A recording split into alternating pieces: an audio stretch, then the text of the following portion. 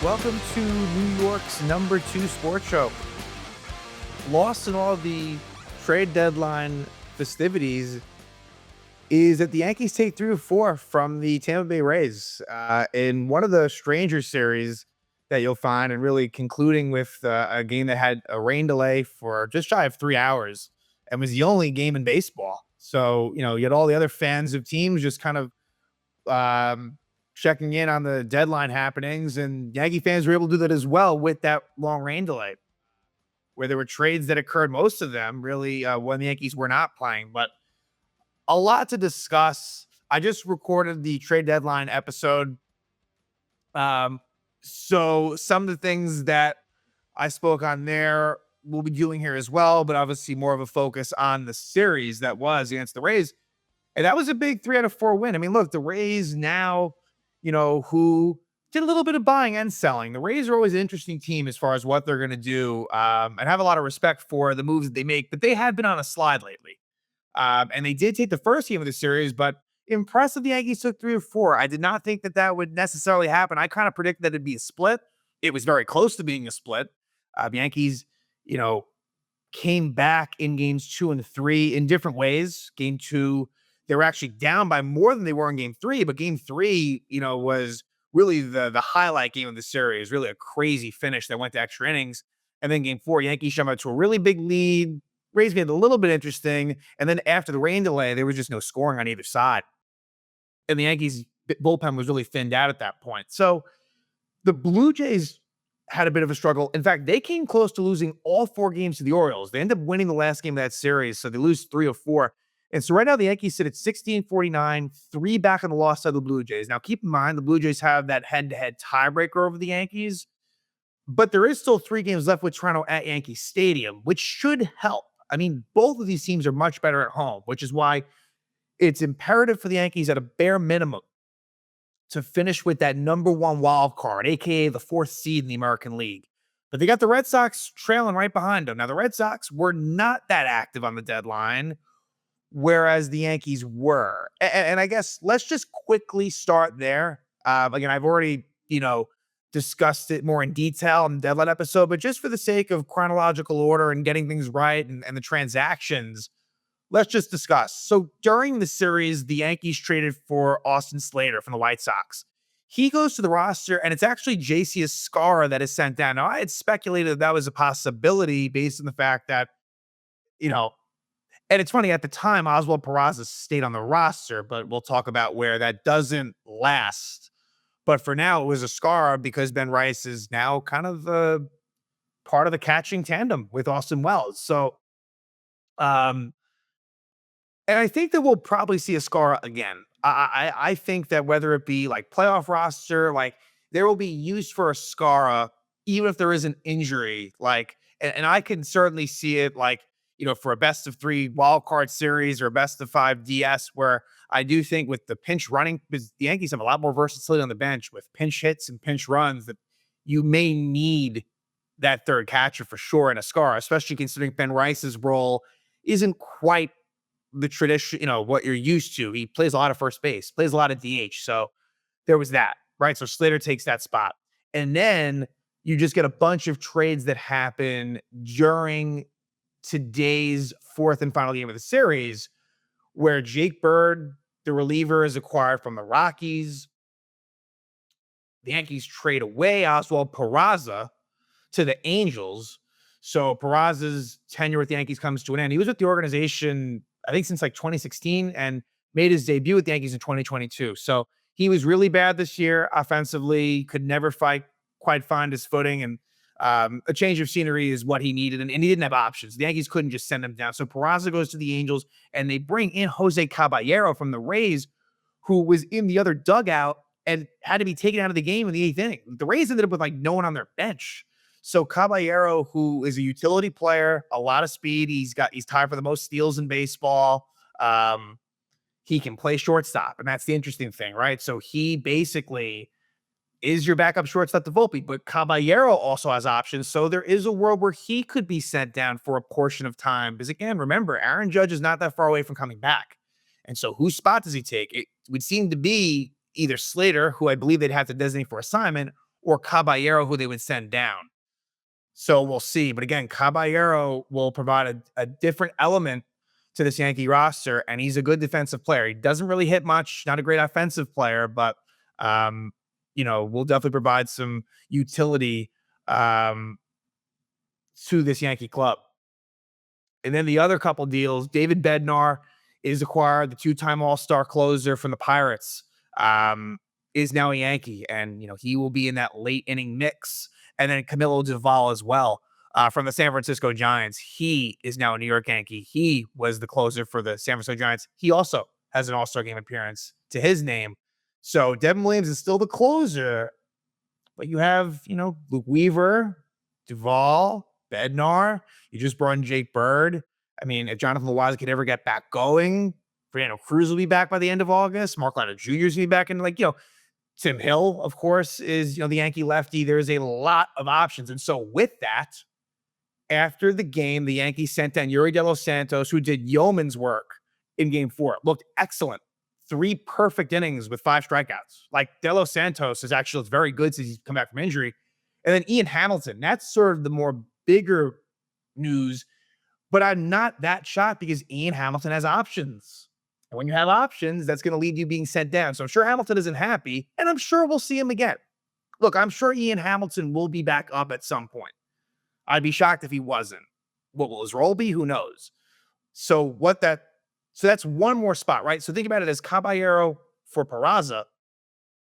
Think about it as Hamilton and Del Santos going down, and one other pitcher will as well for Bird, Bednar, and Duvall. And it's either going to be Hedrick, but I don't know why they wouldn't have already just said that, or it'll be Brubaker, who would be designated for assignment.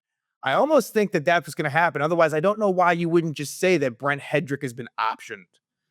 But it's going to be one of those two. So one of them is going to actually survive and stay. And it actually seems like it could be Hedrick, who was pretty impressive in this series. So that is your update as far as the roster. And it's going to be even ever evolving as we move forward. But let's try to talk about this series, even though that's not really top of mind, honestly. But want to stay consistent. Series doesn't start out great. And remember, the Yankees at this point, they have lost the series to the Blue Jays. They lost the series to the Phillies and have had major struggles in the American League East. And game 1, the Yankees bats are just simply shut down by Drew Rasmussen and company. Edwin Uceta really was a big one there, as well as Garrett Clevenger and Pete Fairbanks, the Rays closer, but the Yankees would eventually get to Fairbanks. Apologies if I missed certain things. Again, this is a 4-game series, and there were a lot of different storylines, but I'm going to try to do my best to recall it all and, try to recap it. So as far as the Yankee lineup goes for this one, on the bench, now remember, obviously Judge goes to the IL. So, and the roster kept on moving around, but at this point, as far as I think Ben Rice was the only real odd man out here. Yeah, because at this point you still had a Scara on the roster. Ahmed Rosario made his Yankee debut pinch hitting in this game, but yeah, Ben Rice was the one that would sit. And Jason Dominguez batting second. And actually, he was one of the few guys that actually did pretty well offensively in this game was Dominguez. The line on Cam Schlittler. So Cam Schlittler, wasn't great, but he was able to, he kept the Yankees in the game. He picks up his first loss, goes to 1-1, 4 1/3 innings, 7 hits, 3 runs, 4 walks, and 5 strikeouts for Schlittler.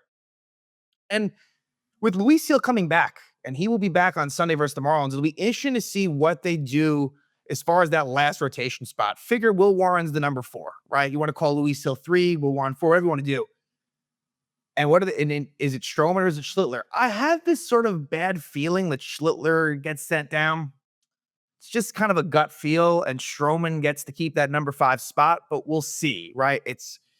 I'm curious as far as what the decision will be. But Schlittler, who is scheduled to start in the Marlins series, so that could also, tell a story too. Like if he does really well there, that's going to help his cause. but Schlittler did struggle, and it's too bad because I felt as if Boone left him maybe just a little bit too long, which caused them to get that loss and give up that third run. But I digress. For the Rays, Drew Rasmussen got in trouble in the first inning and then really settled down, picks up the win, goes to 8-5, 5 innings, 4 hits, 2 runs, 2 walks, and 5 strikeouts for Rasmussen. And the first inning is where a lot of action occurred. Schlittler was unable to get out of the first inning. A 2-out walk to Aranda, and then a 2-run homer for Junior Caminero. 27 home runs for Caminero. Like, there's a lot to like there if you're a Ray fan, obviously. 27 home runs at this part of the season, and this could be someone that could maybe approach 40 home runs. I mean, I wouldn't say it's overly likely, but not impossible for him to do that. And so that makes it 2-0 thing. And then there was a couple of walks as well by Schlittler. What could have maybe been a 1-2-3 inning, a nice at bat by Aranda kind of changed the whole tone of it. But the Yankees bounced back with a nice first inning. 1-out singles by Dominguez, Bellinger, and Stanton. A bases loaded walk by Chisholm makes it 2-1. Then Goldschmidt strikes out. And look, I'll just get it out right now. Goldschmidt against righties is not good at all. And I really, at all costs, and hopefully with some of these changes and just the idea of because I see a lot of pinch hitting happening, I think Goldschmidt needs to be part of that pinch hit crew, right? Like, we haven't seen it yet. And I understand that Goldschmidt's going to get some starts against righties. I get it. I know that he's better defensively than Ben Rice, although even Goldschmidt's defense lately has not been quite what it was. But I am concerned about what I see with Paul Goldschmidt's right-handed pitching. I am. And I hope that they're aware of that too. Anyway, then Ryan McMahon draws a base loaded walk. Ryan McMahon, he did make one error in this series, I believe, it was either game 2 or 3. I think it was 3. But either way, McMahon has obviously been very good defensively and really good at the dish. Let's give Ryan McMahon's Yankee numbers so far.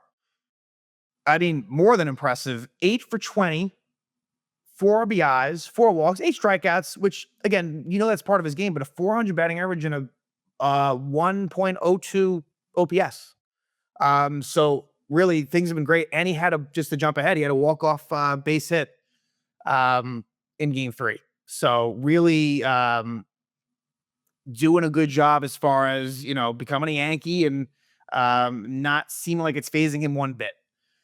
Austin Wells then pops out, and it was a rough series for Austin Wells. We'll kind of talk about what happened in game 3 with Austin Wells, but yeah, it's not really been a great year for him. We talk a lot about Anthony Volpe, but I think Austin Wells, certainly his approach to the plate's been tough. A lot of sac fly. There's still a lot to like. There's a lot of RBIs and a lot of sac flies, and so there's still things to kind of latch onto at Wells, but also it's been not great for him.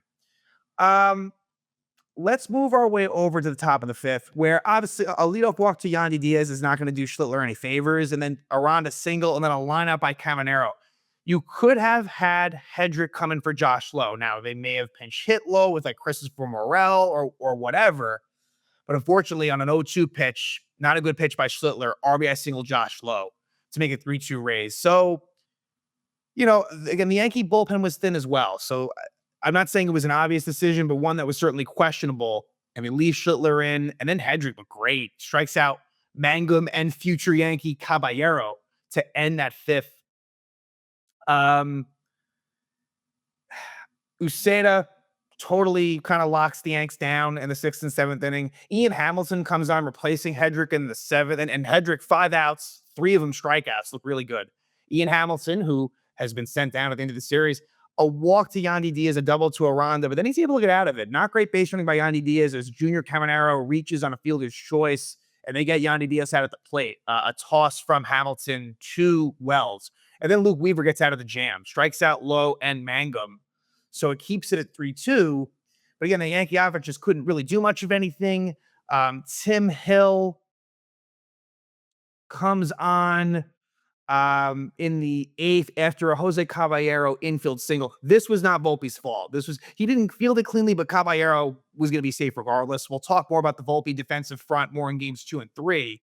But Tim Hill, unfortunately, wasn't totally sharp. Eventually, it gets to a spot where he faces Yandy Diaz, which is not ideal, right? Lefty versus righty. Diaz gets a sat fly, knocks in Caballero to give the Rays a 4-2 lead. And that was, it felt a bit insurmountable at that point for the Yankees to come back. Garrett Clevenger, the lefty, comes on, and they have a Rosario pincher for Dominguez. Like, that's we haven't seen stuff like that this year. And what does Rosario do? Gets a pinch hit single. Kind of made things a little interesting, but unfortunately, Fairbanks comes in and gets the final out against Giancarlo Stanton, who was the tying run, and Bellinger before him against Clevenger.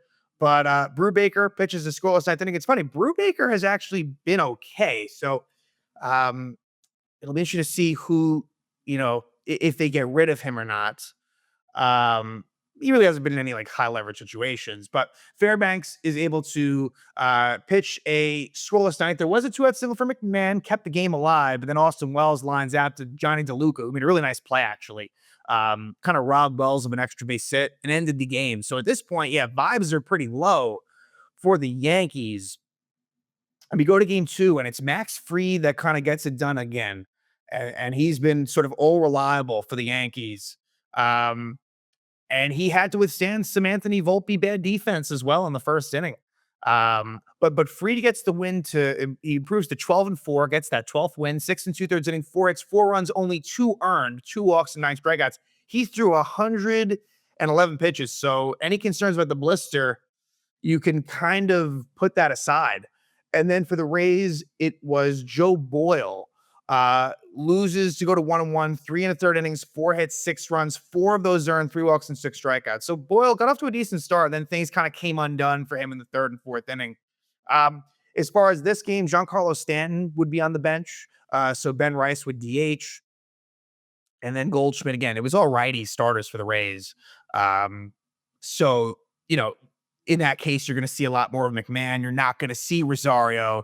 You did see Austin Slater actually start game four over Grisham, but I think that's also because of Grisham. They want to be smart with that hamstring situation, and the weather wasn't great. So anyway, Rays jump out to the early lead against Fried, and it was really second batter of the game. Should have been a double play or at least 1 out, and Volpe makes a bad toss to Chisholm at second. By the way, Chisholm I'm not sure if we'll get there. He had a bit of a rough series, a lot of strikeouts, not a great series offensively for Jazz, but Yankees win 3-4 anyway. But Volpe with that throwing error, it kind of extends the inning to the point with 2 outs. Johnny DeLuca gets a 2-run triple. So that Volpe mistake leads to 2 Ray runs. But the good news on Volpe was, even though he was not good defensively in a lot of regards this series in some pretty key spots, he was able to deliver in terms of home runs. And he's been on a bit of a home run binge. So the Yankees tie it up top of the third. It's a home run for Jonathan Aranda. 12th over there for Aranda, who sadly gets hurt in game four. Looked like a pretty bad wrist situation as he collides with Giancarlo Stanton on a play at first in game four. So for the Rays' sake, hopefully Aranda's all right, but it didn't look great. Bottom of the third is where the Yankees tied up. This is actually only the third time this year the Yankees have come back when trailing by 3 runs. They, haven't done it much, but it's been a little bit better lately as far as the comebacks. Leadoff walk Wells, 1-out walk Rice, a steal by Wells, and then Goldschmidt strikes out. Again, kind of frustrating. But eventually, runners in the corners, 2 outs, and Cody Bellinger, who's just been so good ever since like May. He's been just unbelievable as a Yankee. 20th homer of the year, ties it up at 3. They needed that, right? They just lost the last game. They're down 3-0. That was exactly what they needed. Then at the bottom of the fourth, they score 3 more runs.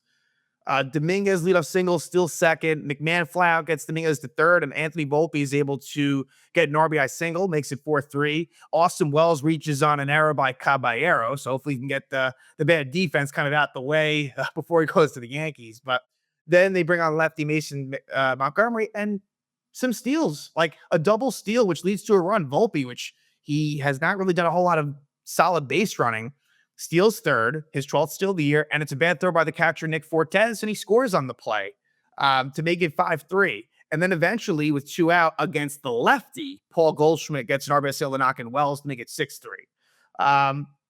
Chisholm had a chance to maybe break it more open with the bases loaded, but he strikes out. After the Aranda homer in the third, Fried is able to get, I believe, 14 out in a row. And on the top of the seventh, with 2 out, unfortunately, runs out of gas, walks Nick Fortes on like 4 pitches, and then it's a RBI double for Taylor Walls. So, Boone came out there and he left him in, which the fans were excited about, but unfortunately ran out of some gas there and gives up that RBI double to make it 6-4. Loizier comes on and does a really nice job, actually, gets an out in the seventh. And then as well, he's able to pitch a scoreless eighth. So Jonathan Loizier actually ends up having a solid series as he pitches games 2 and 4, picks up his seventh hold, an inning in the third, 2 hits, no runs, no walks for Loizier. There was actually also a nice double play, Volpe and Chisholm combining in the eighth. Then at the bottom of the eighth, Volpe with a monster shot, 15th homer of the year.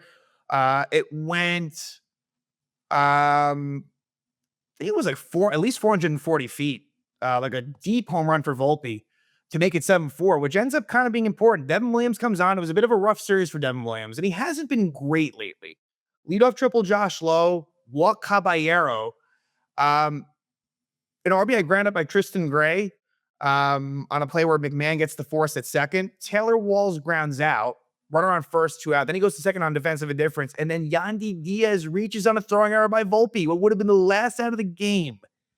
Unfortunately, is not. Goldschmidt cannot scoop it, and the game continues. So, and eventually, it's a stolen base for Mangum, the pinch runner, but Williams strikes out Aranda. So that got really dicey at the end, unnecessarily, and more Volpe mistakes. So the conversation after that game, as much as Volpe made contributions offensively, the big talk after this game was Volpe on defense.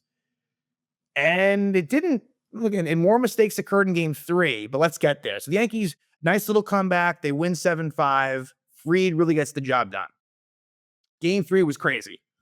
Game 3 was nuts. Yankees win it in 11 innings, 5-4. Will Warren pitched well, and Will Warren's been really good at home. 6 innings, 6 hits, 1 run, 1 walk, 4 strikeouts for Will Warren. And then for the Rays, it was Zach Littell, who actually was traded after the game to the Reds.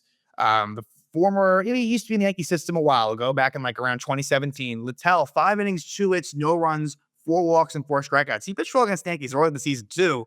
And so just kind of interesting how he gets dealt right after the game. At this point, Slater is on the roster. Escara is sent down. Goldschmidt would be on the bench in this game, but he would come in later on. So Goldschmidt was the main kind of guy that didn't play here. And in this game, the Rays take the lead early in the third on an RBI double with 2 out by Brandon Lau. And honestly, earlier, I mean, Taylor Walls got a ground ball double. He should have been struck out. It was the ump kind of missed it. It was strike 3, so it really could have been no runs. But that was the only run that Will Warren gave up in 6 innings. So then Brent Hedrick pitches. He strikes at the side in the 7th. He also gets an out in the 8th. And then Yuri De Los Santos finishes up the 8th, but there was a throwing error by Volpe.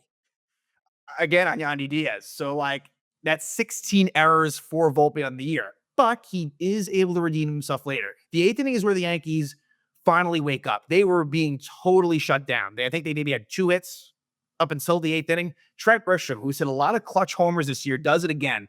18th homer of the year for Grisham, ties it up at 1. Then a Rice single. Peraza pinch runs to Rice. So Peraza's last real moment with the Yankees, he actually does score. Cody Bellinger singles, and Cody Bellinger, he's a guy you want up there late in games.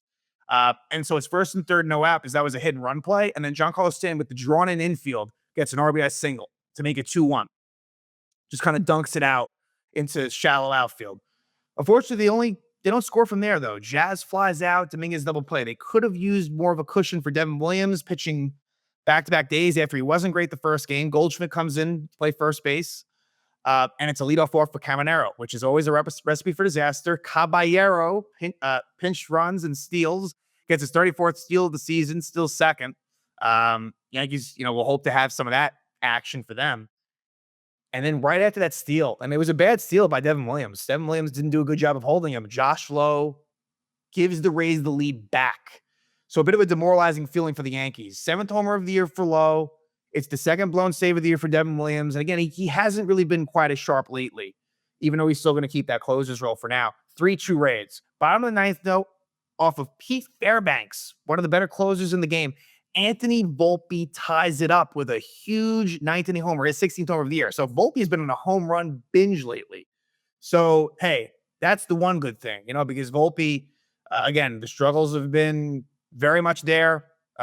He has not really been very good offensively either, but that's a huge home run. It tied up at 3. And then just an absolute fuck up by Austin Wells. He singles, and then Trent Grisham bunts. It was actually a really good bunt, but it was a great play by Caballero at third to throw him out at first. Grisham doesn't have speed, so unfortunately, he's out. And inexplicably, Austin Wells thought it was the third out. He just starts walking off second base, and they tag him out. That is unacceptable. That cannot happen, and it's happened too much with this Yankee team. Wells' head was not where it needed to be, and he's out. So we go to extra innings, and they could have maybe won it. So now they use Luke Weaver. Luke Weaver strikes out DeLuca. Good start, but then walks low. Brandon Lau. Single Yandy Diaz, leads the bases loaded, 1 out, and Jonathan Aranda gets a sac fly to Jason Dominguez, but Dominguez makes a game-saving catch. An unbelievable catch by Dominguez, because in that situation, you can afford to give up 1 run. It is such an advantage to be at home in these extra inning situations, and Dominguez, by making that catch, kept the game alive. And then Weaver gets Caballero to fly out. So we go to the bottom of the 10th, and it's Edwin Uceda. He strikes out Goldschmidt, which again, and there was no pinch hit options. It had to be Goldschmidt, but not great. And I feel like the Goldschmidt strikeouts are piling up. But Cody Bellinger gets it done. And in hindsight, they should have pitched very carefully to Cody Bellinger. Base open. I understand he'd be the lead run, but in RBI triple, Bellinger's all hustle. It's his 5th triple of the year. He hits it in the gap. It ties the game up at 4. And then Stanton has a chance to be hero, but he strikes out. Not a great at bat for Giancarlo Stanton there. And then Josh Chisholm Jr. grounds out. So we go to the 11th, and Tim Hill, who seems like he pitches every day, I think he has the most maybe appearances in baseball, comes on and gets the job done. Josh Lowe lines out to McMahon, so a little bit of luck there, but then Mangum ground out, and Morel is a pinch hitter ground out. So that's exactly what you need. No runs at the top of the inning. We go to the bottom of the 11th, and Kevin Kelly, the righty, comes in, intentionally walks Dominguez to start the inning. And then McMahon tries to bunt his first at-bat foul. I'm glad that didn't happen. I didn't really want him to bunt. I mean, he had Volpe on deck. Didn't really love that possibility, but luckily, Kelly balks. He's called for a balk, and it makes it second and third, no out. And then the next pitch, Ryan McMahon with the walk-off single. It could have probably been a sac fly if DeLuca went back for it, but it was still hit just shy of the track. It was hit well. It could have, in theory, it goes down as a single. Either that would be a double or a sac fly. But Ryan McMahon is the hero, and a clutch win for the Yankees, trailing in the 8th, trailing in the 9th, trailing in the 10th, and winning it in the 11th. That's good stuff. And so the Yankees win that game. Now let's go to game 4. The Yankees, they had a thin bullpen, Marcus Stroman on the mound, but the offense is able to deliver early. It's exactly what they needed. And there was rain in this game. There was rain that caused the long delay in the 5th inning. And from there was no scoring. There was a lot of scoring before the rain, nothing after. On the bench was Trent Grisham and Austin Wells. So Rice he's caught Stroman a lot and day game after night game. But Grisham would take a seat. They would move Bellinger to center, and Austin Slater would start in right. Not a great game for Austin Slater, but most of those at-bats were versus righties, so that's not really what you want him for, so give him a pass. But, he does get an RBI in this one, but really didn't do much else. Stroman gets the win, goes to 3-2, 5 innings, 6 hits, 4 runs, no walks, and 3 strikeouts for Marcus Stroman. Was really good in the first 3 innings and then got into trouble in the 4th, and then was able to pitch a scoreless 5th to get the win to go to 3-2.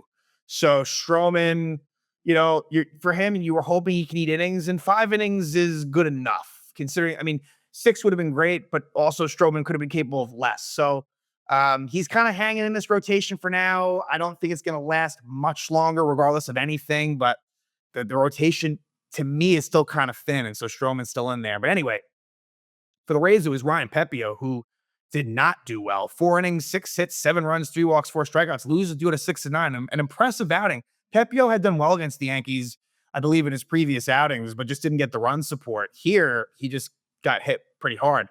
And the Yankees got on the board right away. First inning, it would be an RBI single by Cody Bellinger to make it 1-0, and then Giancarlo Stanton with a mammoth 2-run homer, 8th homer of the year, makes it 3-0 Yanks. And then at the bottom of the second, after a couple of walks by Pepio, a 3-run homer by Ben Rice, his 16th home of the year, makes it 6-0.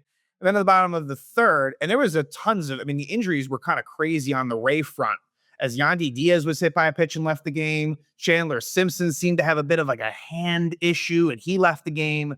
Austin Slater ultimately in the bottom third gets an RBI ground out to make it 7-0. In the fourth, though, Stroman does get into trouble, and it was a bad fourth inning. You get an RBI single by Aranda, a sac fly by Caminero, an RBI single by DeLuca, and an RBI double by Taylor Walls, all of a sudden making it 7-4. But in the fifth, as it's raining hard, Stroman is able to pitch a scoreless fifth, and it becomes an official game. And the bottom of the fifth is where a rain delay happens. And there also, when it was raining hard before the delay, is where that injury to Aranda happens on the Stanton collision at first. Goes down as a throwing error for third baseman Junior Caminero. And yeah, they come out of the delay, first and third, one out, and Austin Slater against the lefty double play. So that was disappointing because they actually brought in a lefty to face him, which is who he does well against, and he double plays. Again, Austin Slater is no guarantee to last on this roster, but I think that they're going to give him a good chance to do so. Anyway, score remains 7-4, and the unsung hero of this game is Yuri De Los Santos. He pitches 3 perfect innings with 5 strikeouts to boot.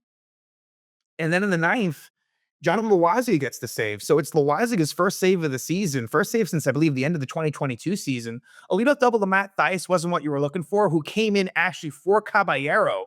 Caballero, you see it was a crazy situation where you see him like hugging everyone in the Rays dugout only to go to the Yankees, kind of walking right over to his new team. So pretty crazy. But Loaiziga, after that double, settles down and he's able to get the save. Yankees win 7-4, win the series, the 4-game set, winning 3 out of 4. And now they'll head to Miami to take on what has been a really hot Marlin team. They're only 3 games under 500. Playoffs are going to be a bit of a stretch for them in the National League, but the Marlins have been good. Like, make no mistake. And the matchups are as follows, the pitching matchups. It'll be Carlos Rodon for the Yanks, coming off of a okay outing versus the Phillies. Gave up too many home runs, but was able to get it done against Jansen Junk, who actually came up in the Yankee system. He was traded from the Yankees to the Angels in the Andrew Heaney trade back in the 2021 trade deadline. So Jansen Junk now with the Marlins and putting up some decent numbers. Nothing overpowering from the strikeouts, but a low ERA and a pretty reasonable whip. So that'll be the game 1 matchup. Game 2 in Miami will be between Cam Schlittler and Yuri Perez. Yuri Perez, that's going to be tough. He's been really good lately. That is going to be a tough matchup and kind of an interesting one, between 2 real young starters. But on paper, I don't know. That one's going to be a tricky one. Schlittler hopefully will be more effective than he was in his last outing. And then game 3 will be the season debut of Luis Gil against Edward Cabrera. And there were some trade rumors surrounding the Yankees and Edward Cabrera, but this is another pretty good arm that the Marlins have. So this will not be an easy series by any stretch of the imagination. And it will start a road trip that begins in Miami and will make its way over to Texas, and what will be a big series against the Texas team the Yankees are kind of battling it out with in the wild card race. So 3 in Miami, then 3 in Texas, and they'll come home to take on the Astros in about a week's time. So a very busy time for the Yankees. Tons of trades, tons of moves. It's going to be a different looking team, but within that, the Yankees are able to pick up a really nice series win. They take 3 of 4 from the Tampa Bay Rays at Yankee Stadium, and again, they will now head out to Miami to start a 6-game road trip, and it will begin against the Marlins.